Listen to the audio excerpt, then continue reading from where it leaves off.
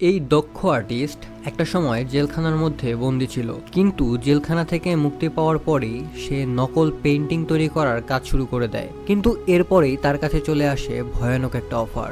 এই অফারটা অ্যাকসেপ্ট করার সাথে সাথেই সে হয়ে যায় জাল টাকা তৈরি করার কারিগর।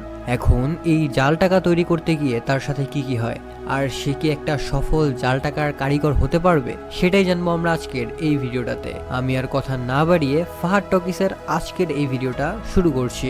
গল্পের শুরুতেই একটা অন্ধকার জেলের ভেতরে একটা লোককে বসে থাকতে দেখা যায়, যার নাম ছিল লি। তার সামনে একটা কাগজের টুকরো পড়ে আছে, আর সে নিজের হাত দিয়ে খুবই নিখুঁতভাবে একটা নকল স্ট্যাম্প তৈরি করছে। এই লি কোনো সাধারণ কয়েদি না, সে আসলে একজন মারাত্মক স্কিল্ড আর্টিস্ট। সে জেলের ভেতর থেকে কাউকে একটা লেটার পাঠাতে চায়, কিন্তু প্রবলেম হলো লেটার পাঠানোর জন্য জেলের পোস্টম্যানকে $10 দিতে হবে, আর লিয়ের পকেটে তো একটা টাকাও নেই। এই জন্য সে নিজের আনবিলিভেবল স্কিলকে কাজে লাগিয়ে নিজের হাতে একটা নকল স্ট্যাম্প বানিয়ে ফেলে। এই স্ট্যাম্পটা এতটাই পারফেক্ট ছিল যে কেউ চাইলেও এটা আসল নাকি নকল এটার ফারাক ধরতে পারবে না।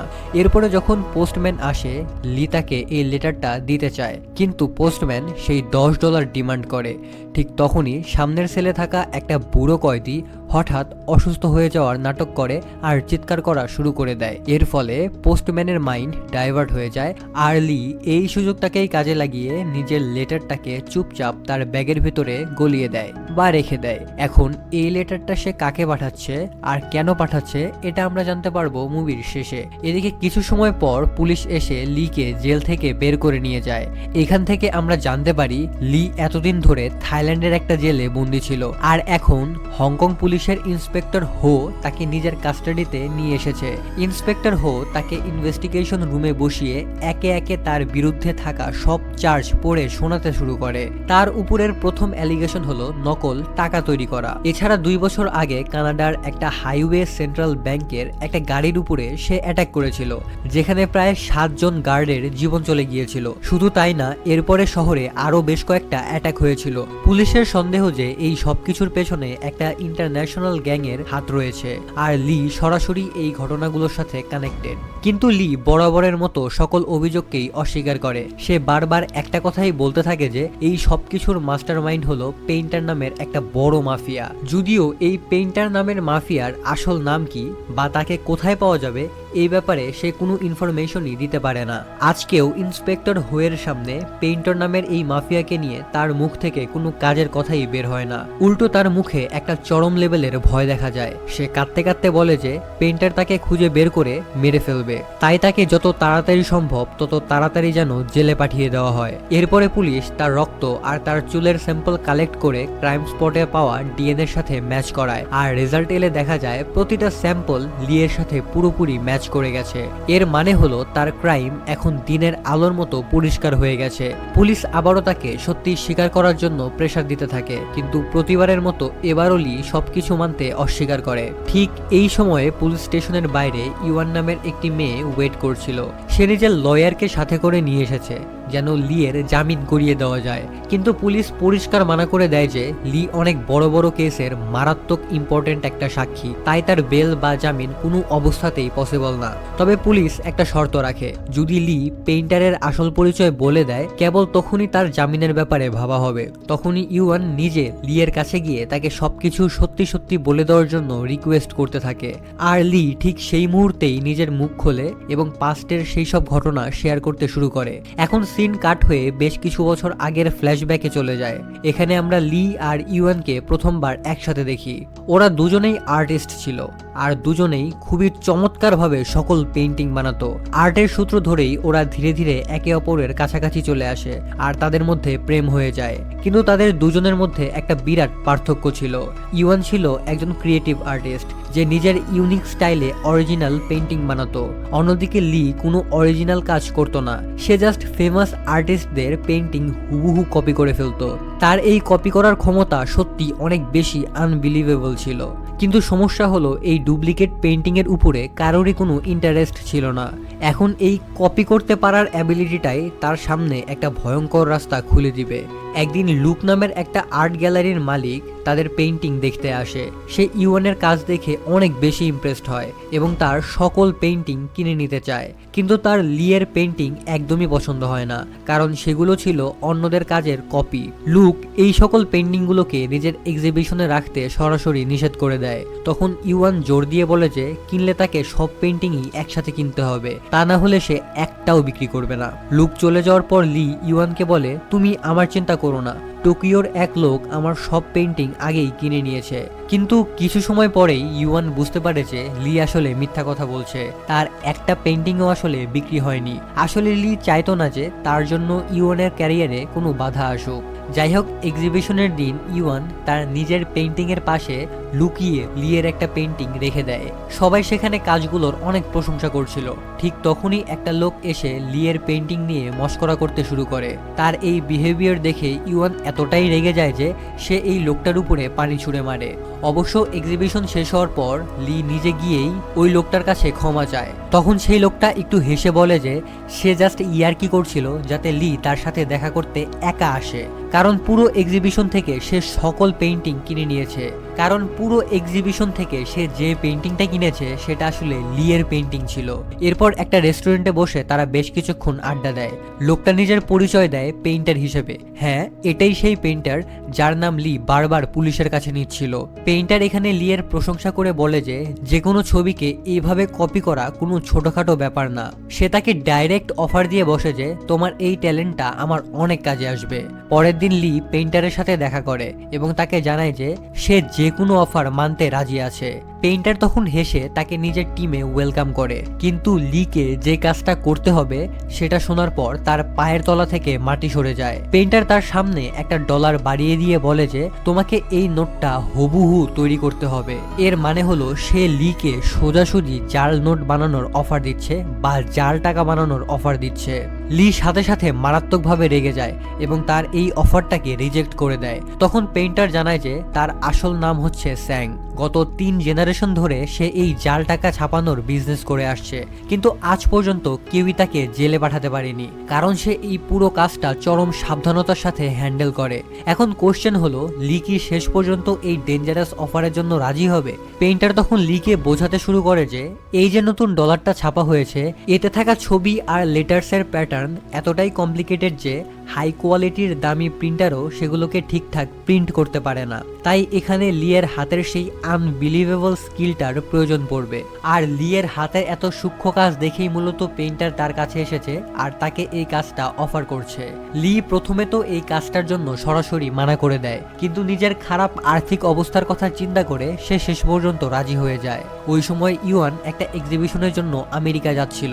এই সুযোগে লি তাকে কিচ্ছু না জানিয়ে চুপচাপ সেখান থেকে কেটে পড়ে। এদিকে পেইন্টার তাকে প্লেনে করে সোজা কানাডায় নিয়ে আসে। সেখানে সে লিকে তার পুরো টিমের সাথে পরিচয় করিয়ে দেয়। এই টিমে জাল নোট বানানোর পেছনে প্রায় 20 বছরের এক্সপিরিয়েন্স থাকা কিছু ওস্তাদ লোক ছিল। প্রত্যেকেই কোনো না কোনো কাজে একদম এক্সপার্ট ছিল। তারা সবাই মিলে জাল নোট বানানোর বিশাল বড় একটা প্ল্যান তৈরি করতে বসে। গল্পের এই জায়গাটায় এসে আমরা বুঝতে পারবো যে আমেরিকান ডলার কপি করা মোটেও কোনো বাচ্চাদের খেলা না। প্রত্যেকটা ইউএস ডলারে বেঞ্জামিন ফ্র্যাঙ্কলিনের একটা ছবি থাকে, আর ওই ছবিটা অনেকগুলো সূক্ষ্ম লেয়ারের মাধ্যমে তৈরি করা হয়। ফ্র্যাঙ্কলিনের কলারের উপরে ছোট ছোট অক্ষরে ইউনাইটেড স্টেটস অফ আমেরিকা লেখা থাকে। এখানকার নতুন নোটে আমেরিকান সরকার আরো বেশ কিছু সিকিউরিটি লেয়ার যোগ করে দিয়েছে, যার কারণে নিখুঁত পেইন্টিং বা অ্যাডভান্স প্রিন্ট ছাড়া এই নোটগুলোকে কপি করা একদম ইম্পসিবল। শুধু তাই না, নোটে একটা স্পেশাল ইঙ্ক বা কালার ব্যবহার করা হয়, যা একদিক থেকে দেখলে পার্পল আর অন্য দিক থেকে দেখলে গোল্ডেন কালার দেখায়। এই জিনিসটাকে মোয়ের ইফেক্ট বলা হয়, অর্থাৎ এই রঙের একটা কালার চেঞ্জিং ইফেক্ট আছে। এর মানে হলো এই নোট বানাতে গেলে তাদের আসল পেপার আর এই স্পেশাল ইঙ্ক দুটোরই জোগাড় করতে হবে। এখন পেইন্টারের পুরো টিম এই সব প্রবলেমের সলিউশন বের করতে মাথা ঘামাতে শুরু করে। সবচেয়ে বড় চ্যালেঞ্জ ছিল ওয়াটারমার্ক বানানোর কাজটা। এটার জন্য তারা পুরানো চাইনিজ আর্টিস্টদের টেকনিক ফলো করে 3টি আলাদা আলাদা লেয়ারে পেইন্টিং করার প্ল্যান করে। সবচেয়ে মাঝখানের লেয়ারে খুব সূক্ষ্মভাবে ওয়াটারমার্ক সেট করা হবে, আর এই পুরো কাজটা লিকে নিজের হাত দিয়ে কমপ্লিট করতে হবে। এখন মেইন কাজ শুরু করার আগে লি কিছু প্র্যাকটিস নোট তৈরি করে। সে এতটাই পারফেক্টভাবে নোটগুলো ড্র করে যে টিমের সবাই তার কাজ দেখে পুরো অবাক হয়ে যায়। এইভাবে কিছুদিন প্র্যাকটিস করার পর তারা হঠাৎ ইস্টার্ন ইউরোপে চলে আসে। সেখানে একটা নিলামে পুরানো ব্যাংক নোট ছাপানোর মেশিন বিক্রি করা হচ্ছিল আর তারা সেটাকে কিনে নেয়। এখন এখানে প্রশ্ন আসে যে আসল ব্যাংক নোটের কাগজ তারা কোথা থেকে কালেক্ট করবে। তখন পেইন্টার অনেক গুরুত্বপূর্ণ একটা ইনফরমেশন দেয়। সে জানায় যে ইউএস সরকার যে কাগজ দিয়ে নোট তৈরি করে ঠিক একই কোয়ালিটির কাগজ দিয়ে তারা টেলিফোন ডিরেক্টরিও তৈরি করে। বাস এই কথাটা শোনা মাত্রই তারা ওই ডিরেক্টরির ছাপাখানায় গিয়ে মালিকের কাছ থেকে সরাসরি 500 টন পেপার কিনে নেয়। এখন এই পেপারগুলো নিয়ে লিয়ের ডিজাইন অনুযায়ী জাল নোট ছাপার কাজ শুরু হয়। নিলাম থেকে কেনা সেই বিশাল মেশিনে তারা নোটের পর নোট ছাপাতে থাকে। আর এই নোটগুলো দেখতে হুবহু আসল নোটের মতোই লাগছিল, কিন্তু একটা বড় প্রবলেম এখনো বাকি ছিল, আর সেটা হলো কালার চেঞ্জিং মোয়ের ইফেক্ট। এটার জন্য যে স্পেশাল ইঙ্ক বা কালির দরকার সেটা শুধুমাত্র সরকারি দপ্তরের কাছেই পাওয়া যায়। আর এই ইঙ্ক বা কালি হাতিয়ে নেওয়ার জন্য পেইন্টার একটা মারাত্মক প্ল্যান বানায়। পেইন্টার নিজের টিমের সাথে মিলে সেন্ট্রাল ব্যাংকের একটা গাড়ির উপরে সরাসরি হামলা চালিয়ে দেয়। ওই গাড়িতে সেই কালার চেঞ্জিং ইঙ্কের বেশ কয়েকটা ব্যারেল ছিল, আর পেইন্টার ওগুলোকেই লুট করতে এসেছিল। এখন না চাওয়া সত্ত্বেও লিকে এই কাজে তার সাথে যেতে হয়। গাড়ি ছিনিয়ে নেওয়ার চেষ্টা করার সময় গার্ডরা গুলি চালানো শুরু করে, যার জবাবে পেইন্টারের গ্যাংও পাল্টা ফায়ারিং করে। আর এই মারাত্মক গোলাগুলির মাঝখানেই বেচারা লি ফেসে যায়। তখন একজন গার্ড হঠাৎ লিয়ের দিকে বন্দুক তাক করে, কিন্তু ঠিক সেই মুহূর্তেই পেইন্টার এসে ওই গার্ডকে গুলি করে মেরে ফেলে। এরপরে পেইন্টার একটা বোম দূরে ছুঁড়ে মেরে একটা গাড়িকে উড়িয়ে দেয়, যার কারণে বাকি গার্ডরাও মারা যায়। তারপর তারা এই কালির ব্যারেল লুট করে দ্রুত সেখান থেকে পালিয়ে যায়। কিন্তু এই সবকিছুর মাঝে প্রথমবার পেইন্টারের এরকম হিংস্র রূপ দেখে লি অনেকটাই ভয় পেয়ে যায়। এতদিন পর্যন্ত সে ভয় পেতে পেতে জাল নোট তো বানাচ্ছিল, কিন্তু কখনোই সে ভাবেনি যে তাকে এরকম রক্তারক্তির মধ্যেও ফেসে যেতে হতে পারে। কিন্তু এখন সে এমন একটা জায়গায় ফেসে গেছে যেখান থেকে বের হওয়ার আর কোনো রাস্তা নেই। এদিকে ময়ূরে ইফেক্টের ওই ইঙ্ক নিয়ে আসার পর তারা সেটা প্রিন্টারে লাগিয়ে আবারও নোট ছাপানো শুরু করে। আর এবার যে নোটগুলো বাইরে আসে তার প্রত্যেকটা নোটে আসল নোটের মতোই কালার চেঞ্জিং ইফেক্ট দেখা যাচ্ছিল। এই সিনটা দেখে পুরো টিম খুশিতে নাচতে শুরু করে, কারণ তারা এই মুহূর্তে এমন কিছু বানিয়ে ফেলেছে যাকে আসল নোট থেকে আলাদা করা নেক্সট টু ইম্পসিবল হয়ে গেছে। কিন্তু লিয়ের ভেতরে চরম লেভেলের গিল্টি ফিল কাজ করছিল। সে পেইন্টারকে জিজ্ঞাসা করে যখন এই ইঙ্ক শেষ হয়ে যাবে তখন কি তারা আবারও মানুষদেরকে মেরে ফেলে সেই ইঙ্ক আনতে যাবে? এর চেয়ে ভালো তো আমি নিজেই এই ইঙ্ক বা কালিটা বানানোর চেষ্টা করি। কিন্তু পেইন্টার তার কথা শুনে তাকে জোরে ধমক দিয়ে তাকে চুপ করিয়ে দেয়। এখন পেইন্টারের অর্ডারে তার লোকেরা সুটকেস ভরে ভরে জাল নোট আলাদা আলাদা দেশে স্মাগল করা শুরু করে দেয়। এইভাবে তাদের জাল নোটের সাম্রাজ্য দিন দিন আরো অনেক বাড়তে থাকে। কিন্তু পুলিশ অনেক আগেই এই ধরনের ইনফরমেশন পেয়ে গিয়েছিল। উইং নামের একজন আন্ডারকভার পুলিশ অফিসারকে এই কেসের ইনভেস্টিগেশনের দায়িত্ব দেওয়া হয়। এবার উইং ইন্সপেক্টর হুয়ের সাথে মিলে পেইন্টারের গ্যাংয়ের মুভমেন্টকে ফলো করতে শুরু করে। এরপরে একজন বায়ারের ছদ্মবেশ ধরে তারা সরাসরি গ্যাং মেম্বারদের সাথে দেখা করতে চলে যায়। এখানে পেইন্টারের লোকেরা সমুদ্রের মাঝখানে একটা নৌকায় পার্টি করছিল।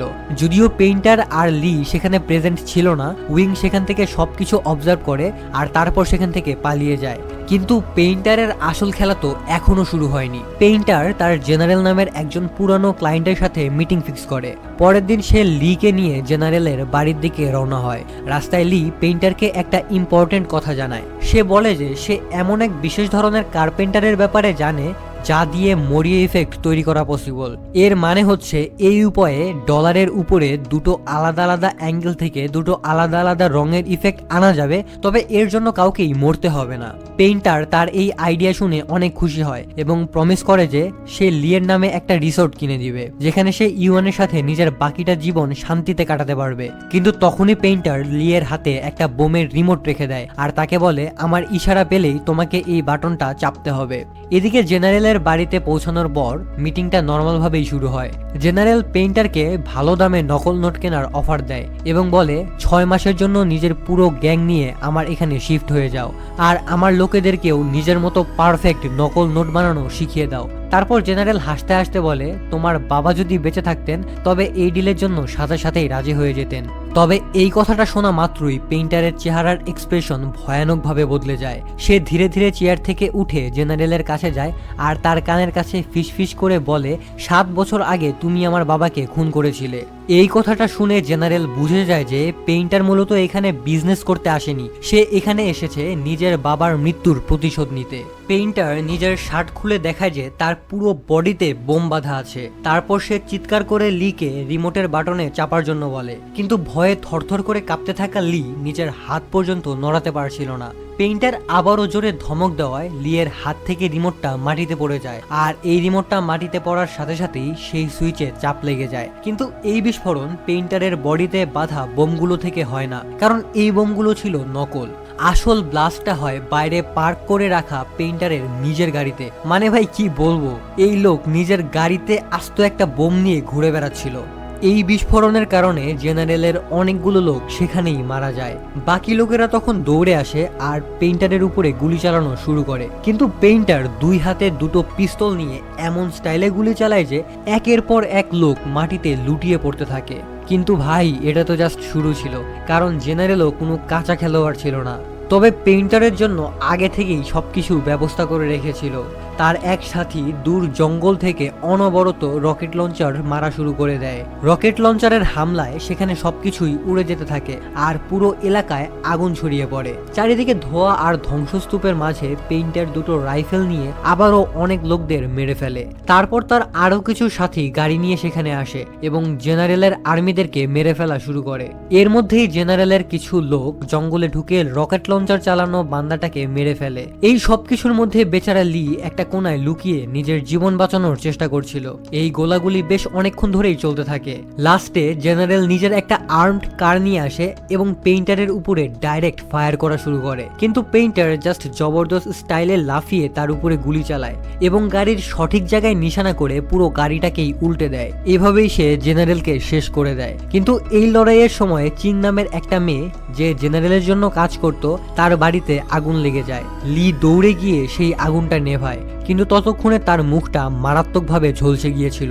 ফেরার পথে পেইন্টার তাকে হাসপাতালে নিয়ে যায় আর তারপর ব্লাস্ট করে জেনারেলের পুরো আস্তানাটাকেই মাটির সাথে মিশিয়ে দেয়। প্রায় এক মাস পর চিং ধীরে ধীরে তার চোট থেকে রিকভার করতে থাকে। পেইন্টার তাকে একটা নতুন আইডি আর পাসপোর্ট দেয়, যেটাতে তার নাম লেখা ছিল ইউয়ান। এটা দেখে লিয়ের অনেক রাগ হয়, কারণ ইউয়ান তার প্রেমিকার নাম, কিন্তু পেইন্টার তার কথায় কোনো পাত্তাই দেয় না। এভাবে নতুন আইডেন্টিটির সাথে চিং পেইন্টারের গ্যাংয়ে সামিল হয়ে যায় আর আস্তে আস্তে লিয়ের প্রতি অ্যাট্রাক্টেড হতে থাকে। যদিও লি এই সব বিষয়কে খুব একটা বেশি পাত্তা দেয় না। এর মধ্যেই একদিন তারা সবাই মিলে ইউয়ানের একটা আর্ট শো দেখতে যায়। সেখানে পেইন্টার লিকে বলে যে সে তার জন্য সেই রিসোর্টের ব্যবস্থা করে দিয়েছে, এখন সে ইউয়ানের সাথে সেখানে সুখ শান্তিতে তার বাকিটা জীবন কাটাতে পারবে। কিন্তু লি তখন দুঃখী হয়ে বলে যে একটা ক্রিমিনালের কিনে দেওয়া রিসোর্টে ইউয়ান আসলে থাকতে পছন্দ করবে না। ঠিক তখনই তারা জানতে পারে যে ইউয়ান ওই আর্ট গ্যালারির মালিক লুককে বিয়ে করতে চলেছে। আসলে লি অনেকদিন ধরে ইউয়ানের সাথে কোনো কন্ট্রাক্ট রাখেনি, যার কারণে ইউয়ান তার জন্য আর ওয়েট করেনি। লুকের সাথে সে রিলেশনে চলে গিয়েছিল। এই খবরটা জানার পর লি চুপচাপ গ্যালারি থেকে বাইরে বের হয়ে আসে আর পেইন্টারকে বলে যে সে আর চিং এখন এই গ্যাং ছেড়ে দিতে চায়। এই কথাটা শুনে পেইন্টার মারাত্মকভাবে ক্ষেপে যায় এবং গালিগালাজ করা শুরু করে। পেইন্টার তখন তাকে বলে কালি বানানোর কাজ শেষ করে তুমি এখান থেকে যেতে পারবে, কালি বানানো শেষ না হওয়া পর্যন্ত তুমি যেতে পারবে না। এদিকে সেই আন্ডারকভার অফিসার উইং এবার ছদ্মবেশ বদলে সরাসরি পেইন্টারের সাথে মিট করতে চায়, কিন্তু পেইন্টারের মনে আগে থেকেই একটা সন্দেহ ছিল। সে ভালোভাবে খোঁজ নেওয়ার পর জানতে পারে যে আঙ্কেল ইয়ান নামের তার একটা গ্যাং মেম্বার একটা ঘড়ি কিনেছে, আর ওটা কেনার জন্য সে তাদের নিজেদের বানানো জাল নোট ব্যবহার করেছে। অথচ পেইন্টারের গ্যাংয়ের কড়া একটা রুল ছিল যে নিজেদের বানানো জাল নোট দিয়ে তারা কোনো কিছুই কিনতে পারবে না।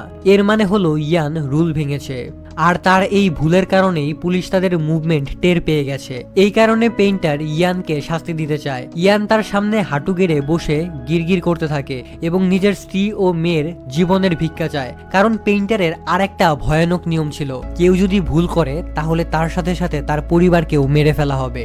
কিন্তু পেইন্টার এখানে ইয়ানের কথায় পাত্তা দেয় না, সে খুবই ঠান্ডা মাথায় তাকে গুলি করে মেরে ফেলে। আর এই খুনটাকে দেখে লি নিজের উপরে কন্ট্রোল রাখতে পারে না, সে সাথে সাথে পেইন্টারের উপরে ঝাঁপিয়ে পড়ে, কিন্তু পেইন্টার তার কানের পাশ দিয়ে একটা গুলি চালিয়ে দেয় আর তার মুখে অনেক জোরে একটা ঘুষি মারে। এদিকে উইং আবারও ছদ্মবেশ বদলে পেইন্টারের সাথে দেখা করতে আসে, কিন্তু পেইন্টারের কাছে তার সব প্ল্যান আগেই ফাঁস হয়ে গিয়েছিল। তাই কথা বলার মাঝখানেই সে হঠাৎ লিকে বলে সে যেন উইংকে গুলি করে দেয়, কিন্তু এইবারও লি নিজের জায়গা থেকে এক চুলও নড়তে পারছিল না। শেষ পর্যন্ত পেইন্টার নিজেই উইংকে গুলি করে মেরে ফেলে। এরপর সে লিয়ের উপরে আবারও মারাত্মকভাবে রেগে যায় এবং তার সামনে একটা জিনিস রিভিল করে, যা শুনে লিয়ের পুরো শরীরে ঠান্ডা একটা স্রোত বয়ে যায়। পেইন্টার দেখায় যে সে এই মুহূর্তে ইউয়ান আর তার হবু বর লুককে বন্দি করে রেখেছে, অর্থাৎ এই লোকটা কোনো না কোনো ভাবে ইউয়ান আর লুককে কিডন্যাপ করে নিয়ে এসেছিল জাস্ট লিকে ব্ল্যাকমেল করার জন্য। পেইন্টার এবার লিকে সরাসরি লুকের উপরে গুলি চালাতে বলে, কিন্তু লি এটার জন্য কোনোভাবেই রাজি হয় না। সে উল্টো পেইন্টারের দিকেই পিস্তল তাক করে দেয়। এই ধস্তাধস্তির মধ্যে ট্রিগারে চাপ লেগে যায় আর এখানে গোলাগুলি শুরু হয়ে যায় আর এতে লুক মারা যায়। এরপর পেইন্টার আর লিয়ের মধ্যে অনেক জবরদস্ত একটা গান ফাইট শুরু হয়ে যায়। ঠিক তখনই চিং এসে পেইন্টারের লোকেদের একে একে শেষ করে দিতে থাকে। লাস্টে লি সরাসরি পেইন্টারের বুকে গুলি চালিয়ে দেয় আর তাকেও মেরে ফেলে। এদিকে লি ইউয়ানকে বাঁচাতে চেয়েছিল, কিন্তু চিং ইউয়ানকে মেরে ফেলার হুমকি দিয়ে তাকে সেখানে আটকে রাখে। আসলে চিং তো লিয়ের প্রতি ভীষণভাবে অ্যাট্রাক্টেড হয়ে গিয়েছিল, তাই সে কোনো অবস্থাতেই ইউয়ানকে লিয়ের কাছে যেতে দেয় না। লিয়ের কাছে আর কোনো রাস্তা খোলা ছিল না, তাই সে ইউয়ানকে সেখানে ফেলে রেখে এখান থেকে বের হয়ে যেতে বাধ্য হয়। এরপর সে টাকার ব্যাগ নিয়ে সরাসরি রিসোর্টে চলে আসে, যেটা পেইন্টার তার জন্য কিনেছিল। পরের দিন সকালে লি নিউজ পেপার পড়ে যে পুলিশ পেইন্টারের বডি খুঁজে পায়নি। তখন তার মাথায় শুধুমাত্র একটা কথাই ঘোরে যে হয়তো পেইন্টার এখনো মরেনি এবং সে ইউয়ানকে মেরে রিভেঞ্জ নিবে। তাই লি ইউয়ানকে বাঁচানোর জন্য দ্রুত সেখান থেকে বের হয়, কিন্তু এর মধ্যেই রাস্তায় পুলিশ এসে তাকে অ্যারেস্ট করে নেয়। অর্থাৎ এরপর যা যা হলো সেটা আমরা মুভির শুরুতেই দেখেছিলাম। পুলিশ লিয়ের সামনে শর্ত রাখে যে যদি সে পেইন্টারের ব্যাপারে সব ইনফরমেশন দিয়ে দেয় কেবল তখনই সে জামিন পাবে, আর যে ইউয়ানকে লি পেছনে ফেলে এসেছিল সেই ইউয়ানই তাকে বাঁচাতে এখানে এসেছে, কারণ লি জেল থেকে লেটার লিখে তার কাছে ক্ষমা চেয়েছিল। আচ্ছা, মনে আছে তো মুভির শুরুতে নকল স্ট্যাম্প লাগিয়ে লেটার পাঠানোর ওই সিনটা? ওই লেটারটা আসলে সে ইউয়ানকেই পাঠাচ্ছিল।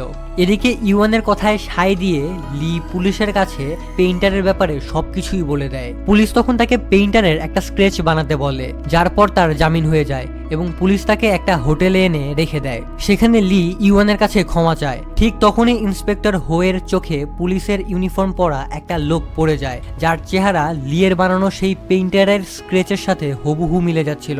আর মজার ব্যাপারটা ছিল লোকটা পুলিশের ইউনিফর্ম পরেই পুলিশ স্টেশনের ভেতরে যাচ্ছিল। তাই সে নিজের টিমের সাথে মিলে তাকে এখানে অ্যারেস্ট করে নেয়। সবাই ভাবছিল যে দেশের মোস্ট ওয়ান্টেড ক্রিমিনাল বুঝি এতদিনে ধরা পড়লো, কিন্তু ওই লোকটা অবাক হয়ে চিৎকার করে বলতে থাকে যে আমি আবার ক্রিমিনাল হলাম কবে থেকে? আমি তো একজন সামান্য পুলিশ কনস্টেবল।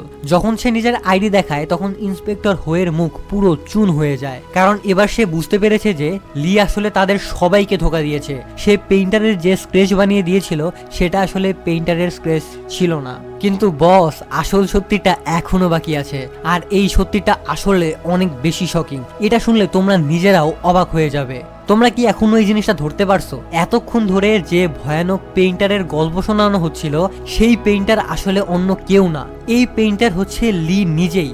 মানে লি নিজেই হচ্ছে সেই পেইন্টার। জাল নোট ডিজাইন করা থেকে শুরু করে সেন্ট্রাল ব্যাংকের গাড়িতে হামলা চালানো আর জেনারেলের আস্তানায় সেই ফাইটিং করা, এই সব অপারেশন সে একাই সাকসেসফুলি কমপ্লিট করেছিল। কিন্তু সে নিজেকে বাঁচানোর জন্য পুলিশের সামনে একটা মাসুম বাচ্চার মতো অ্যাক্টিং করতে থাকে আর পেইন্টার নামের একটা কাল্পনিক ক্যারেক্টারকে দাঁড় করিয়ে দেয়। আর অ্যারেস্ট হওয়ার সময় ডিউটিতে থাকা সে একটা পুলিশ কনস্টেবলকে দেখেছিল আর সে তারই চেহারা পেইন্টার এর স্কেচ হিসেবে এঁকে দিয়েছিল। জাস্ট ভাবো একবার, পুরো মুভি জুড়ে আমাদেরও মনে হচ্ছিল যে লি আসলে একটা নিরীহ আর্টিস্ট যাকে জোর করে এই সকল ক্রাইমের দুনিয়ায় টেনে আনা হয়েছে, অথচ এই লি নিজেই ছিল এই পুরো অপারেশনের আসল মাস্টার মাইন্ড। শুধু তাই না, আরো একটা ভয়ানক ট্রুথ হলো চীন থেকে আসার পর লিয়ের সাথে ইউয়ানের কোনোদিন দেখাই হয়নি। যে মেয়েটা তাকে বাঁচাতে পুলিশ স্টেশনে এসেছিল আর যে তার সাথে হোটেলে ছিল, এটা আসলে ইউয়ান ছিলই না, এটা ছিল আসলে চিং, যাকে প্লাস্টিক সার্জারি করে ইউয়ানের চেহারা দিয়ে দেওয়া হয়েছিল। মানে চিং এর উপরে প্লাস্টিক সার্জারি করে তার চেহারা ইউয়ানের মতো বানিয়ে দেওয়া হয়েছিল। তোমাদের মনে আছে না, জেনারেলের আস্তানায় লড়াইয়ের পর চিং এর মুখটা মারাত্মকভাবে ঝুলসে গিয়েছিল? ওইটাই আসলে ছিল আসল টুইস্ট। ওই ঘটনার পরেই লি মূলত তাকে বা তার চেহারাটাকে ইউয়ানের মতো বানিয়ে দিয়েছিল, কারণ সে আসল ইউয়ানকে কখনোই নিজের করে পায়নি। এজন্য সে চিংকে ইউয়ান বানিয়ে নিজের কাছে রেখে দিয়েছিল। পরের দিন নকল ইউয়ান সেজে থাকা চিং মারাত্মকভাবে রেগে যায়। সে খুবই ভালোভাবে বুঝে গিয়েছিল লি তাকে কোনোদিন চিং হিসেবে ভালোবাসতে যায়নি। সে জাস্ট তার চেহারার মধ্যে ইউয়াং-এর মুখটাকে খুঁজে বের করার চেষ্টা করেছে। ঠিক এই রাগ থেকেই চিং আসল ইউয়াং আর তার বয়ফ্রেন্ড লুককে কিডন্যাপ করে নেয় আর লিকে ব্ল্যাকমেল করতে থাকে। সে তাকে ব্ল্যাকমেল করে বলে, তুমি যদি সত্যি আমাকে ভালোবেসে থাকো তবে এই দুজনকে মেরে ফেলো। তখনই তাদের মধ্যে সেই গানফাইট শুরু হয় আর ওই গোলাগুলিতেই লুক মারা যায়। মানে এই কাহিনীটা তো একটু আগেই আমরা দেখেছি, মানে আসলে ঘটনাটা কেমন বা টুইস্ট কিভাবে সাজানো হয়েছে ওইটা আমাদের কাছে এখন এক্সপ্লেন করা হচ্ছে। এরপর লি যখন সেখান থেকে পালায় তখন পুলিশ তাকে ধরে ফেলে, কিন্তু ওই যে চিং আবারও তাকে বাঁচাতে চলে আসে, কারণ লি জেল থেকে লেটার লিখে তার কাছে ক্ষমা চেয়েছিল। এখন এই পুরো ট্রুথ বা আসল সত্যিটা জানার পর ইন্সপেক্টর হো সাথে সাথে হোটেলের দিকে দৌড় দেয়, কিন্তু ততক্ষণে অনেক দেরি হয়ে গেছে। হোটেলের সবগুলো গার্ডকে মেরে ফেলে লি আর চিং আগেই সেখান থেকে পালিয়ে গিয়েছিল। এখন তারা দুজনে সমুদ্রের রাস্তা ধরে একটা বোটে চড়ে হংকং থেকে অনেক দূরে পালিয়ে যাচ্ছিল, কিন্তু তখনই চিং হঠাৎ এমন একটা কথা বলে যেটা শুনে লিয়ের মন একদম টুকরো টুকরো হয়ে যায়। চিং জানায় যে সে ইচ্ছা করে বোটটাকে একই জায়গায় গোল গোল ঘোরাচ্ছে, আর এখানে আসার আগে সে একটা লাইটারের উপরে বোট নাম্বার লিখে রেখে এসেছিল যাতে পুলিশ খুবই সহজে তাদের ট্র্যাক করে বা তাদের খুঁজে নিতে পারে। তবে এর পেছনে কারণটা কি ছিল? কারণ চিং ততক্ষণে ক্লিয়ারলি বুঝে গিয়েছিল যে লি তাকে কোনো দিনও ভালোবাসবে না। সে শুধু তার প্লাস্টিক সার্জারি করা চেহারার আড়ালে লুকিয়ে থাকা ইউয়ানকে ভালোবাসে। অর্থাৎ চিংও এখন লিয়ের উপরে প্রতিশোধ বা রিভেঞ্জ নিতে চায়। ঠিক তখনই লি দেখতে পায় যে পুলিশ তাদের চারপাশ থেকে ঘিরে ফেলেছে। সে স্পিড বোট নিয়ে পালিয়ে যাওয়ার চেষ্টা করতে চায়, কিন্তু চিং বোটে আগে থেকেই এক্সপ্লোসিভ বা বিস্ফোরক বা বোমা লুকিয়ে রেখেছিল। সে সাথে সাথে ট্রিগার চেপে দেয় আর অনেক বড় একটা বিস্ফোরণে পুরো বোটে আগুন লেগে যায়। লাস্টে এই আগুনে তারা দুজনেই পুড়ে যায়। লি এখানেই মারা যায়। লিয়ের মৃত্যুর পর ইন্সপেক্টর হো আসল ইউয়ানের কাছে যায়, যে তাকে জানায় যে তারা পেইন্টারের আসল পরিচয় ধরে ফেলেছে। এখন আসল ইউয়ান তো এটা জানতোই না যে লি হলো সেই আসল পেইন্টার, কারণ কিডন্যাপের সময় তার চোখের উপরে পট্টি বাঁধা ছিল। যখন ইন্সপেক্টর হো তাকে লিয়ের ফটো দেখায় তখন সে বলে যে হ্যাঁ, আমি তো এই লোকটাকে চিনি, ও এক সময় আমার প্রতিবেশী ছিল। এর মানে হচ্ছে লি আর ইউয়ানের মধ্যে বাস্তবে কোনোদিন রিলেশনশিপ ছিলই না। তার ভালোবাসাটা পুরোপুরি একতরফা ছিল এবং সে কোনোদিন ইউয়ানকে নিজের মনের কথা বলতেও পারেনি। সে তার প্রতি এতটাই অবসেসড ছিল যে সে ইউয়ানের মতো একজন আর্টিস্ট হতে চেয়েছিল, কিন্তু তার মতো অরিজিনাল আর্টিস্ট হওয়া লিয়ের ক্ষমতার বাইরে ছিল। এজন্যই সে নিজের কপি করা সেই মারাত্মক স্কিল কাজে লাগিয়ে একটা পুরোপুরি ভুল রাস্তায় বেছে নিয়েছিল। তার মেইন প্ল্যান ছিল অনেক টাকা কামিয়ে সে ইউয়ানের সামনে মাথা উঁচু করে দাঁড়াবে, কিন্তু তার সেই স্বপ্নটা শেষ পর্যন্ত ছাই হয়ে গেল। সমুদ্রের কালোর পানির মধ্যে তার সকল স্বপ্ন মিশে গেল। সে যাকে ভালোবাসতো তাকে সে জানাতেই পারেনি যে সে আসলে তাকে ভালোবাসতো। যাই হোক, লিয়ের মৃত্যুর মধ্যে দিয়েই এই অসাধারণ থ্রিলার বা যাই বলো এই মুভিটা শেষ হয়ে যায়। মুভিটা তোমাদের কাছে কেমন লাগছে সেটা অবশ্যই কমেন্ট করে আমাকে জানিয়ে দিও। আমার কাছে তো ভাই মুভিটা জোস লাগছে। আই হোপ তোমাদের সবার কাছেও এই মুভিটা ভালো লাগবে। তো যাই হোক, আজকের মতো আমি এখানেই বিদায় নিচ্ছি। ভালো থাকো, সুস্থ থাকো, আল্লাহ হাফেজ।